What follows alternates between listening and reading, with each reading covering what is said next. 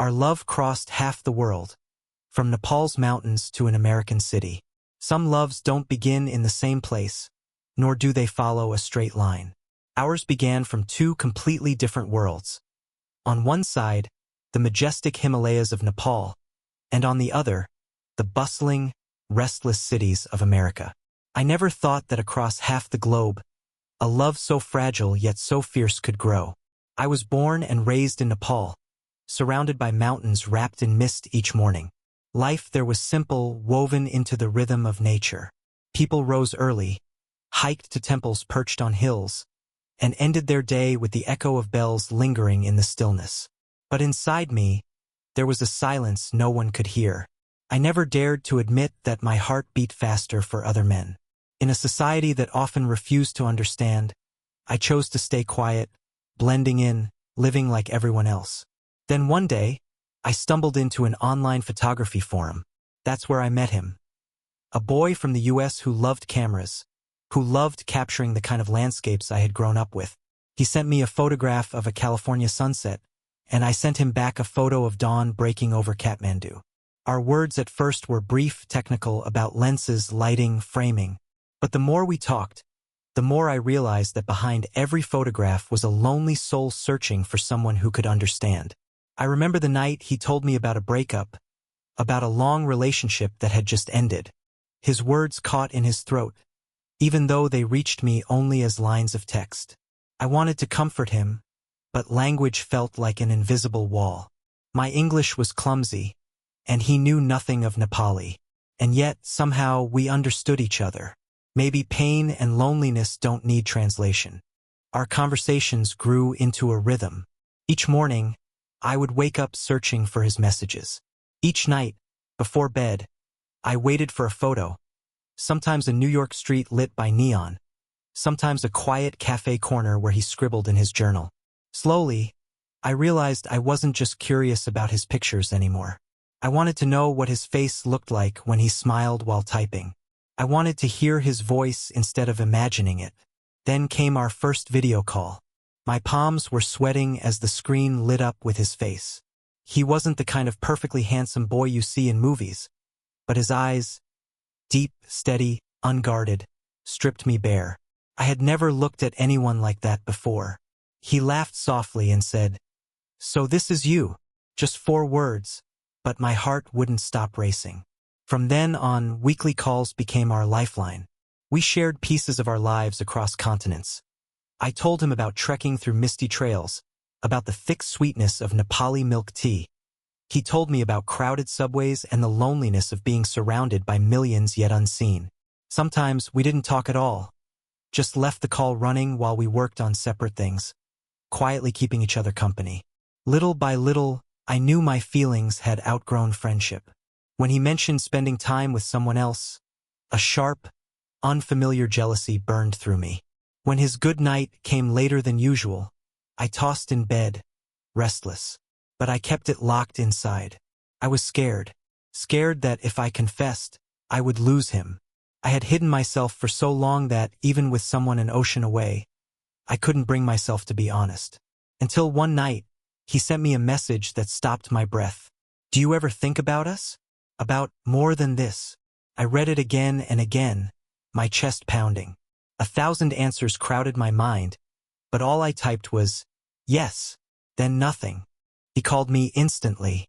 When I picked up, his voice trembled. "I don't know what this is, but I feel it, even from here, half a world away." I couldn't hold it back. The tears came, and for the first time in my life, I cried over another man without shame. That night, we didn't label it. No one said, "I love you," but we both knew. Something had shifted. We weren't just friends anymore. A fragile, burning love had been born between two halves of the earth. But distance isn't all romance. Soon we faced the harsh truths. The time zones, the jobs, the thousands of miles between us. There were nights I stayed up until dawn just to catch him after work. There were mornings he forced his tired eyes open just to see me before my day began. We tried to bridge the gap with words, with pictures, with screens. But sometimes it wasn't enough. This love, as sweet as it was, carried cracks within it. And I knew, Ahead of us, there would be even greater storms to weather. The cracks showed themselves in ways we couldn't ignore. There were days when our schedules refused to align, when I would wait for hours, watching my phone screen glow with nothing. And then a sudden message would arrive. Sorry, I passed out after work. I didn't mean to disappear. I would smile and type back, it's okay. But deep down, my chest ached. Because sorry didn't erase the empty hours I had spent staring at a quiet screen. Distance made small problems heavy. Every misunderstanding stretched into silence. Every silence felt like abandonment. And yet, every time I heard his voice again, the fear melted, and I found myself holding on tighter than before. One night, he said something I still remember clearly. I wish I could just get on a plane tomorrow, to sit next to you, to not need a Wi-Fi connection to feel close. It was the first time he spoke of meeting. I froze, torn between hope and fear. The thought of seeing him in person thrilled me, but it also terrified me.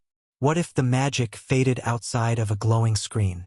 What if the boy who made my heart race from a distance turned out to be just a mirage up close? But then he added softly, even if it scares you, don't you want that too? And I did. God, I did. We began to plan in hushed, tentative ways. He talked about saving up vacation days, about flights from New York to Kathmandu. I laughed nervously and told him about the chaos of Nepal's airports, about how the city smelled of incense and dust. He said he wanted to see it all, the mountains, the temples, and most of all, me. At night, I lay awake imagining it. The first moment our eyes would meet without a screen between us. Would I run into his arms? Would I freeze? Would the world around us vanish the way it always seemed to during our calls? But with every plan came the weight of reality. Plane tickets were expensive. Our work schedules unforgiving. Months passed, and the dream of meeting stayed suspended in the air, just out of reach. Still, we clung to each other. We built rituals to keep us tethered. Morning voice notes, pictures of our meals, long rambling messages about the smallest details of our days. He once sent me a photo of his unmade bed with the caption, "Wish you were here." My chest tightened as I looked at it, wishing I could leave behind my mountain town and step into his messy, ordinary world. But reality doesn't pause for love. His life in America was fast-paced, overwhelming. Work piled on him. Friends demanded his presence. And sometimes, I felt like just another item on his to-do list. He never meant for me to feel that way, but miles have a way of twisting intentions into doubts. And then there was my life in Nepal, quiet but suffocating in its own way. Every day I lived under unspoken rules. I avoided questions from my family about marriage, about when I'd settle down. I dodged glances, careful not to let my secret slip. With him, I felt free to be myself, but outside of the phone screen, I was a boy locked inside walls built by tradition.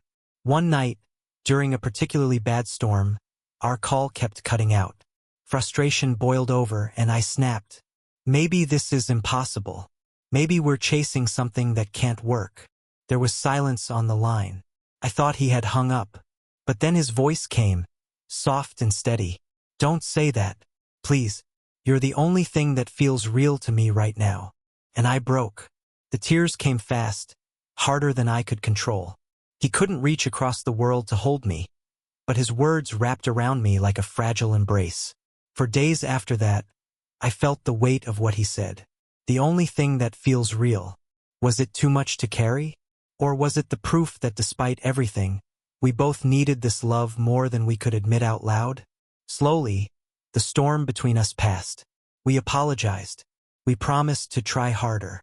And beneath all the cracks, the longing remained unshaken. Then, one evening, he asked me something that both thrilled and terrified me. What if I moved? Not tomorrow, not next month, but one day. What if I came to you, to Nepal? Couldn't breathe. For a long moment, I just stared at his face on the screen, wondering if he was serious. He smiled faintly, as if reading my doubt. I'm not saying it would be easy, but I'd do it if it meant being with you. It was the kind of declaration I had only heard in movies. And yet, hearing it from him, this boy who knew my silences, who had seen my most vulnerable moments. It felt dangerously possible. But then, my fear spoke louder than hope. What about your job? Your life? Your family? He looked down, then back at me. I don't know. But I know one thing. I can't keep living like half of me is always missing. His words lodged deep inside me, both beautiful and unbearable, because part of me longed to say yes, to let him come and fill the empty spaces of my life. But another part of me, the part still shackled by family, tradition, fear, whispered that it might destroy us both. I didn't answer that night. We let the conversation drift into safer topics. But the question lingered, heavy, like a promise waiting to be broken or fulfilled. And as the days turned into weeks, I realized, love across half the world is not just about longing. It's about carrying impossible questions with no easy answers. The impossible questions began to multiply. Every time we spoke about the future, I felt myself pulled in two directions. On one side, there was him, the boy whose laughter could brighten even my grayest mornings, whose voice had become my lullaby at night. He made me believe that love could cross oceans, could stretch over half the world and still remain alive. On the other side, there was the weight of my world here. My family, who expected me to marry a woman and live the life they thought was normal.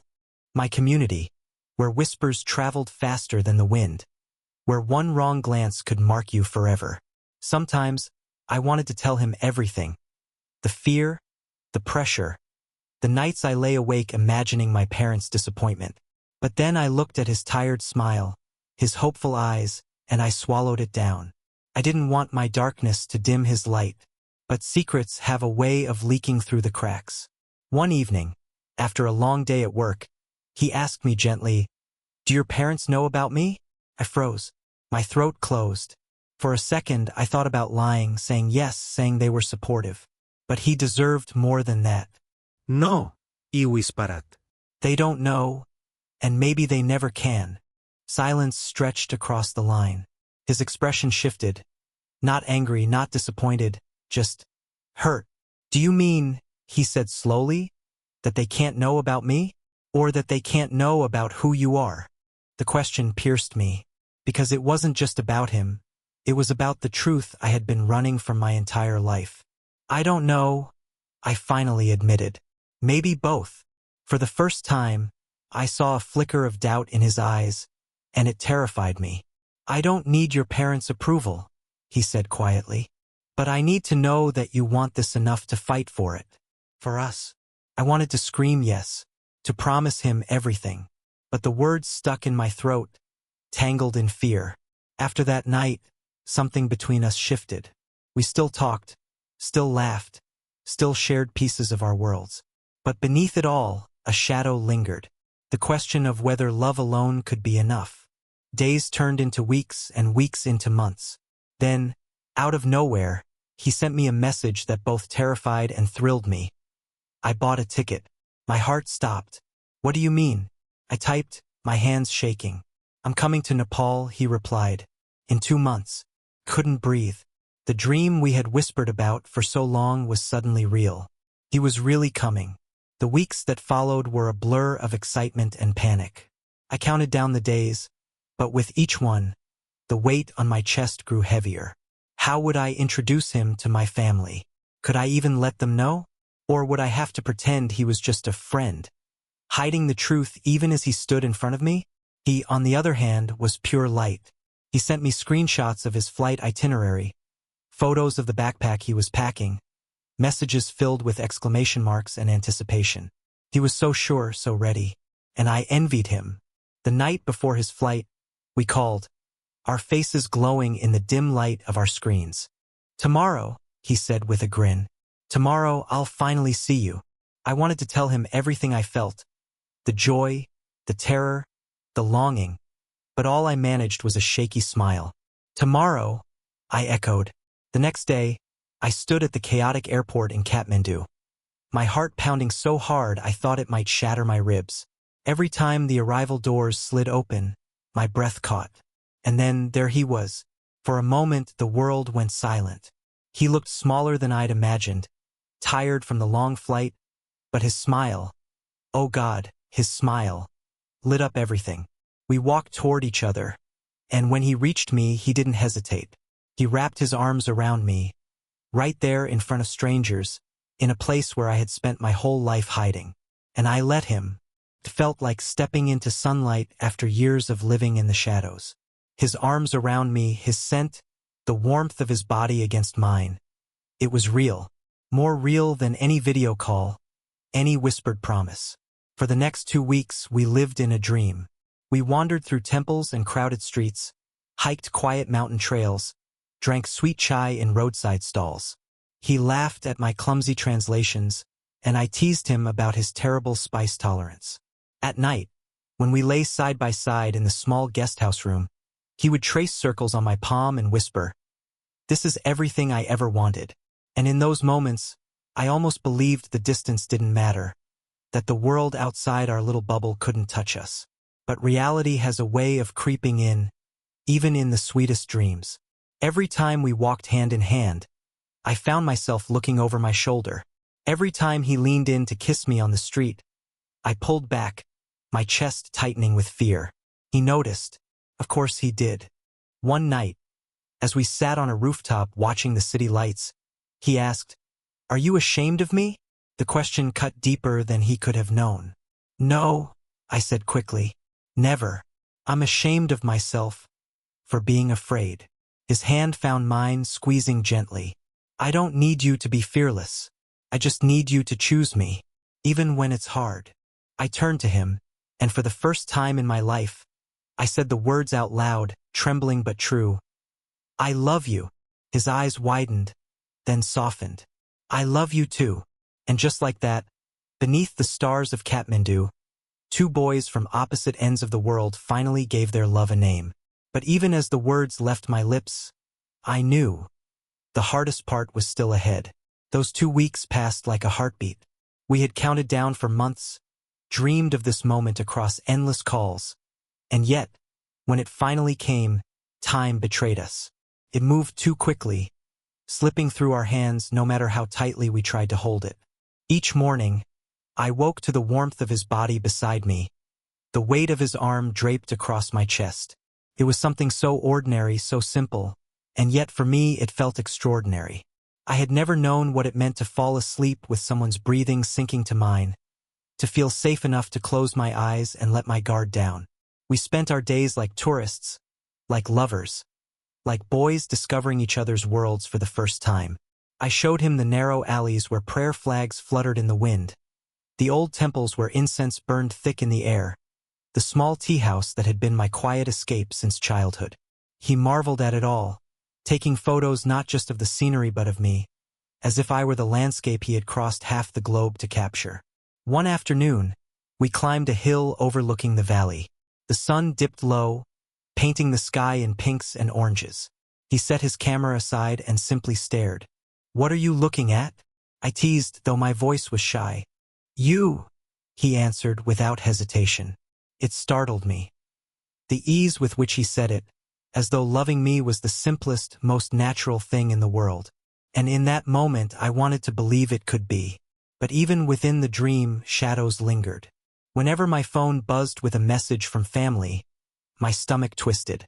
I couldn't tell them the truth, not about him, not about us.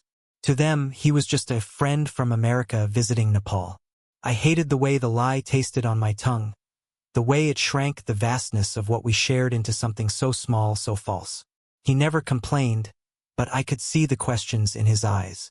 Sometimes, when we walked too close in public and I instinctively stepped away, I caught the flicker of hurt on his face before he masked it with a smile. One night, as we lay tangled in the dim light of our guest house, he whispered, "Do you ever wish we could stop hiding?" I stared at the ceiling, my chest tight. "Every day," I admitted. "But wishing doesn't change anything." His silence stretched between us, heavier than words. The truth was, I didn't know how to explain the suffocating fear. In America, he could imagine a life, marriage, rights, visibility. Here, I couldn't even imagine holding his hand without glancing over my shoulder. Our love was a secret stitched into the fabric of my days, beautiful yet fragile. one thread away from unraveling. And yet, despite it all, I wanted nothing more than to keep him. As his departure drew closer, the air grew heavier. We tried to ignore it, cramming our last days with laughter, with kisses stolen in quiet corners, with promises whispered in the dark. But the shadow of goodbye loomed over us. On his final morning, we returned to the airport where it all began. The same sliding doors, the same chaos of people rushing in every direction. But now, the thought of watching him leave felt unbearable. He hugged me tightly, his voice breaking as he whispered, "I don't want this to end." "It won't," I said, though my throat burned. "We'll call, we'll write, we'll—" My words faltered, collapsing under the weight of the reality we both knew. He pulled back just enough to look into my eyes. "Promise me we'll fight for this, no matter how hard it gets." I swallowed, tears spilling unchecked. "I promise." Then, with one final kiss, he was gone. I stood there long after his plane had disappeared into the sky, my chest hollow, my hands empty. It felt like the city itself had dimmed, as if the colors had drained from the world the moment he left. The days that followed were a blur. I went through the motions of work, of family dinners, of small talk, but inside, I was unraveling. Every corner of the city reminded me of him. Every mountain, every cup of tea, every quiet dawn carried the ghost of his presence. We returned to our old rhythm, video calls, photos, long messages. But it was different now, because I knew what it felt like to touch him, to hold him, to fall asleep with his warmth beside me. The distance, once abstract, now cut deeper than ever. And yet, amid the ache, there was hope, because I also knew what we were fighting for. Not just an idea, not just a dream, but something real. Something worth crossing oceans for. One night, months later, as we lay on separate sides of the world with our screens glowing between us, he whispered, "When I come back, I don't want to leave again." I stared at him through the flickering pixels, my heart pounding with both fear and longing. And I realized, our story wasn't just about distance or about love in secret. It was about the choice we would have to make, between fear and freedom, between silence and truth, between letting go and holding on with everything we had. The months stretched on, heavy with longing. Every call became both a lifeline and a reminder of what I was missing. We tried to bridge the gap with words, but sometimes words only made the distance sharper. He would tell me about his days in America, the rush of the subway, the exhaustion of work, the loneliness of his small apartment. I would tell him about mornings in the misty hills, the smell of incense drifting through temple courtyards, the relentless questions from my family about when I would settle down.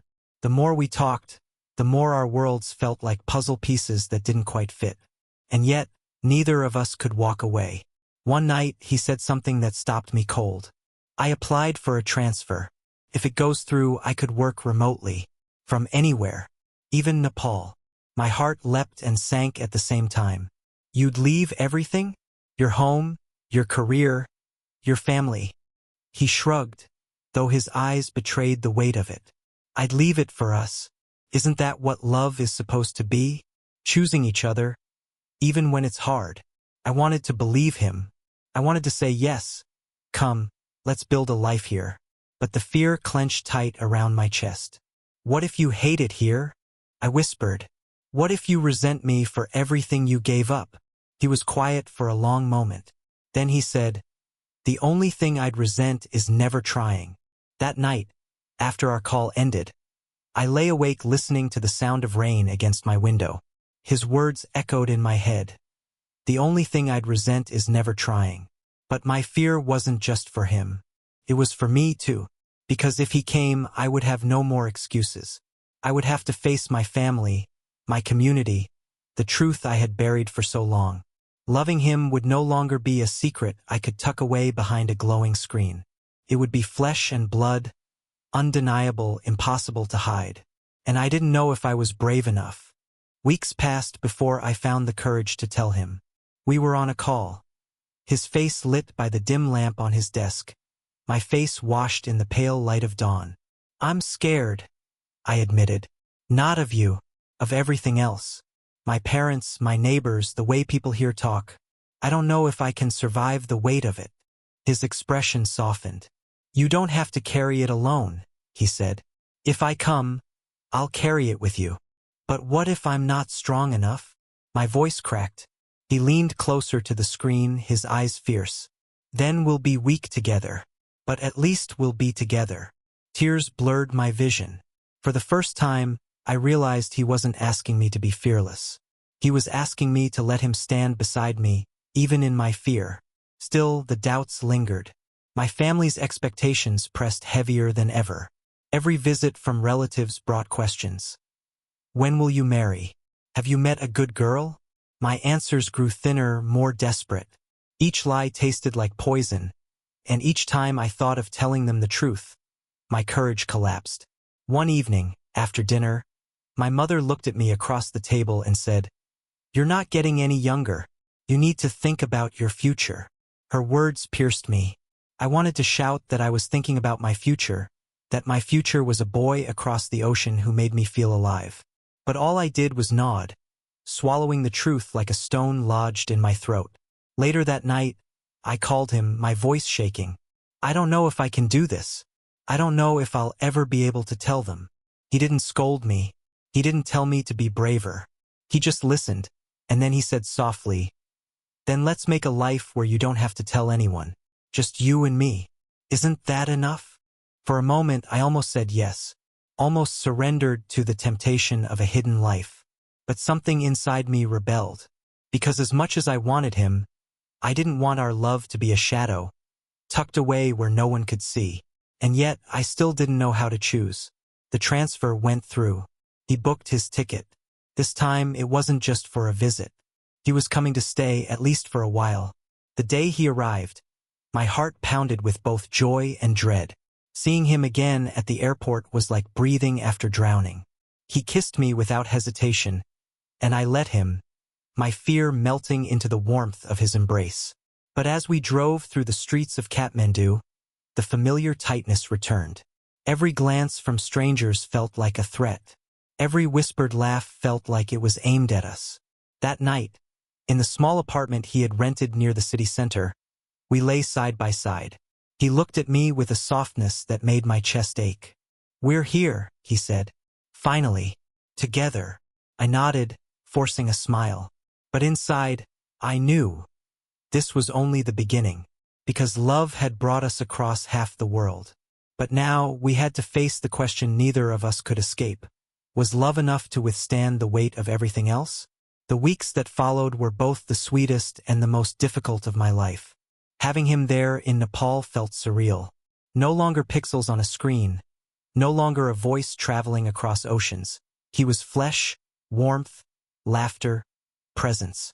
We cooked together in his tiny kitchen, his hands brushing mine as he reached for spices. We walked through crowded markets, pretending to be just friends, while our eyes spoke another language entirely. But beneath the joy, tension coiled like a hidden snake. Every time we brushed shoulders in public, I felt eyes burning into us. Every time he reached for my hand instinctively, I pulled away, fear clamping down on me. At night, in the quiet of his apartment, I would hold him as though the world could never touch us. But come morning, I retreated behind caution, behind silence. One evening, he asked me to go hiking with him. We set off before dawn, the sky still bruised with the last traces of night. The climb was steep, but the higher we went, the freer I felt. By the time we reached the ridge, the sun was rising, painting the Himalayas in gold. We stood there, breathless, the world spread out beneath us. He slipped his hand into mine.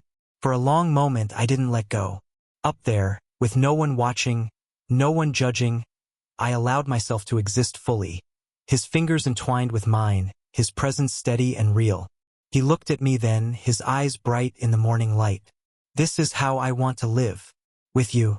No hiding. No fear." His words sliced through me, both hope and ache. "I want that too," I whispered. "But down there," I gestured toward the valleys, the villages, the life waiting below.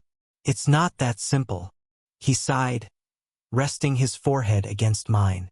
"I know, but how long can we live half a life?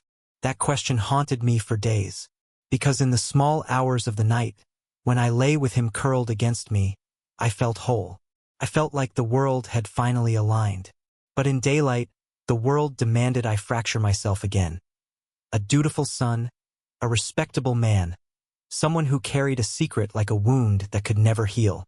The fracture widened the day my cousins saw us. We had been careless, laughing too loudly in a quiet cafe, our shoulders pressed together, his hand brushing mine across the table. My cousin walked in, her eyes narrowing as they landed on us. The next morning, my mother called me into the kitchen. She didn't ask. She demanded. "Who is he to you?" she said, her voice tight. My throat went dry. "A friend," I managed, but her eyes pierced me. "Don't lie." Shame burned through me. I wanted to tell her the truth, that he was the love of my life, the one who had crossed half the world for me, the one who made me feel like I was finally living. But the words died in my mouth. She didn't speak again. She just turned away, her silence heavier than any storm. That night, I told him what happened. He listened quietly, his face unreadable. Then he said, "So this is it. This is the wall between us." I shook my head desperately. "No, we'll figure it out. She'll understand one day." But even as I said it, I didn't believe it. His voice broke when he answered. "I left everything for us.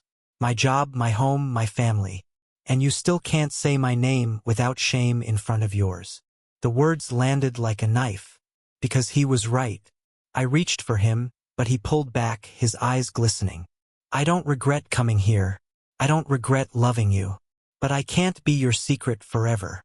The silence that followed was unbearable. For days, we drifted in uneasy quiet. We still cooked, still touched, still slept side by side. But something fragile had cracked between us. And then, one morning, he said he was thinking of going back. Not because he stopped loving me, but because love alone wasn't enough to keep breaking himself against walls that would never move. I begged him to stay.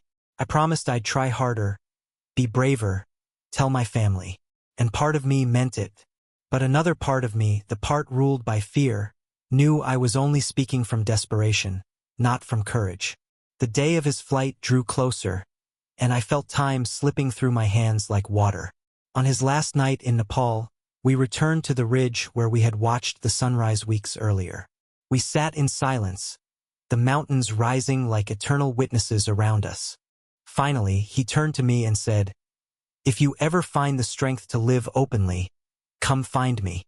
No matter where I am, I'll be waiting." I broke then, sobs tearing through me.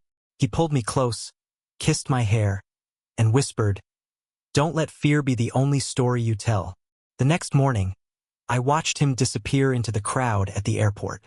My chest felt hollow, as if half my life was walking away. And in that emptiness, I realized something. I could lose him to distance. I could lose him to time. But the one way I would truly lose him forever was if I let fear win. The mountains outside the airport loomed, timeless and unyielding. I promised myself then, one day, I would climb higher than my fear. One day I would choose him not in secret but in light. Life after he left was a blur of silence. The city looked the same. Crowded markets, rickshaws weaving through traffic, incense smoke curling up from temple steps. But everything felt hollow without him. I would catch myself reaching for my phone to text him about something small, only to remember he was already thousands of miles away again. We still talked, of course. Video calls late at night, stolen messages during work hours. But it was different now. There was a heaviness in his voice, a distance that wasn't just measured in miles. Sometimes he smiled, but it never quite reached his eyes. Sometimes he laughed, but it sounded brittle. And when he told me about his days, the noise of the city, the grind of his job, the loneliness of his apartment, I could hear the unspoken question trembling underneath. When will you be brave enough? I hated myself for not knowing the answer. The weeks dragged into months. My mother didn't bring him up again, but the silence between us spoke louder than any argument. I felt her watching me sometimes, studying me with eyes that seemed to carry both suspicion and sorrow. My father said nothing, but his disapproval lived in the heaviness of the house. At night, lying alone, I would replay his words. Don't let fear be the only story you tell. And yet, fear was all I had. Until the day I couldn't take it anymore. It was a festival day, the streets alive with color and music. Families gathered, laughter spilling from every doorway. My cousins teased each other about weddings. Children ran with sweets in their hands. I stood among them, smiling outwardly, but inside I felt like a ghost. One of my uncles clapped me on the back and said, "When will we celebrate your wedding, eh? Don't wait too long." The laughter that followed twisted something in me. I excused myself, walked away from the crowd, and kept walking until I reached the quiet edge of the city. There, beneath a tree, I broke. I thought of him, his smile in the morning sun, his hand in mine on the ridge, the way he had looked at me when he said he couldn't be my secret forever. And I realized that my silence was killing us. I pulled out my phone and called him. When he answered, his voice was soft, tired. "Hey, come back," I whispered. My throat was tight, but the words spilled out. "I'm ready this time. I don't know how, I don't know what will happen, but I can't live like this anymore. I can't live without you." There was silence on the other end. For a moment, I thought the call had dropped. Then I heard him exhale, shaky. "Do you mean it?" he asked. "Yes," I said, my chest burning. "I'm done hiding. I want to live. With you." The line was quiet again, but this time I could almost feel his smile through the phone. "Okay," he whispered. "Then we'll find a way." That was the beginning of everything. It wasn't easy. It wasn't clean. The days that followed were some of the hardest I've ever lived. Telling my family was like stepping into fire. My mother wept. My father raged. My relatives whispered behind closed doors. Words like shame and disgrace flew through the house like arrows. But for the first time, I didn't back down. My voice shook, but I held my ground. "This is who I am," I told them. "And he is who I love." There were nights I thought I had lost them forever. My mother wouldn't look at me, my father refused to speak. The silence was brutal. But amid that storm, there was also something else. A strange, fierce freedom rising inside me. Because the truth was out. And once it was out, it could never be shoved back into the shadows. Meanwhile, he and I made plans. We talked about visas, jobs, where we might live if Nepal proved impossible. He told me he would come again, but this time not just to visit, this time to build something real. And for the first time, instead of fear, I felt hope. Hope that maybe the world could bend, just enough if we were strong together. Weeks later, he arrived once more. The airport scene was the same, and yet everything was different. I didn't look around nervously this time. When he stepped through the gate, I ran to him, pulled him into my arms, and kissed him in front of everyone. Gasps rose from strangers, but I didn't care. For the first time, I didn't care. He laughed against my lips, tears in his eyes. "You did it," he whispered. "We did it," I said. The road ahead wasn't suddenly smooth. My family was still distant, my community still wary. There were days when loneliness pressed down, when judgment cut deep. But through it all, he was there. Steady, unwavering, his hand always reaching for mine. And slowly something shifted. My mother softened first, calling one day to ask if he had eaten. My father still stayed silent, but at least he stayed in the room when we visited, no longer walking out in anger. My cousins began to tease me again, gently this time, their laughter carrying less judgment and more curiosity. It wasn't acceptance, not yet, but it was the first fragile step toward it. And as we walked together through the streets of Kathmandu, I realized something. Love doesn't erase the mountains we must climb. It doesn't make the world suddenly easy, but it gives us the strength to climb anyway. He once told me, standing on that ridge at sunrise, that he wanted a life without hiding, without fear. Back then, I thought it was impossible. But now, walking beside him openly, I realized, maybe impossible things just take longer. Because love had carried us across half the world. Love had endured silence, distance, fear, and shame. And love had survived. And for the first time, I believed it always would. Our story didn't end with some grand fairy tale. There were no fireworks in the sky, no sudden miracle where everyone around us transformed into champions of our love overnight. Instead, what we found was quieter, harder, more real. We found mornings in our small apartment where he brewed coffee while I fried eggs, the smell of spices filling the air. We found laughter over inside jokes no one else would understand. We found comfort in the ordinary, in the rhythm of two lives slowly weaving into one. We also found battles, the paperwork of immigration, the stares in public when we walked too close, the sting of words from people we once trusted. But those battles didn't break us, they shaped us. Each one left scars, yes, but also strength. Because every time the world told us no, we looked at each other and said yes. Yes to love. Yes to choosing each other again and again, even when it was exhausting. I won't lie, there were moments I wanted to give up. Moments when the weight of rejection from my family pressed down so hard I could barely breathe. Nights when I lay awake wondering if he would one day regret choosing me. Regret crossing half the world for a man too tangled in fear. But every time he stayed. He held me when I cried, teased me until I laughed, reminded me that the only thing worse than the fight was living a life where we never tried. And slowly, something miraculous happened. The walls around us began to shift. My mother, who once couldn't even look at him, began leaving extra food on the table when we visited. My father, still silent, began to linger longer in the room, his anger cooling into a complicated quiet. My cousins started asking questions, not cruelly but curiously, about how we met, about America, about our lives together. It wasn't perfect acceptance. It wasn't a full embrace. But it was something. And sometimes something is enough to build on. One evening, months after his return, we hiked again to the ridge where we had once watched the sunrise. The same mountains stretched before us, ancient and unyielding. But this time I felt different. We stood hand in hand, and I didn't pull away. Not even when other hikers passed by. Not even when a few stared. He squeezed my hand and smiled at me, the same way he had smiled when he first said he wanted a life without hiding. This, I told him, my voice catching in the thin mountain air. This is the life I want too. With you. No more half-living. His eyes shone. We already have it. We fought for it. And we'll keep fighting. Together. I leaned into him then, kissed him as the sky bled gold and pink.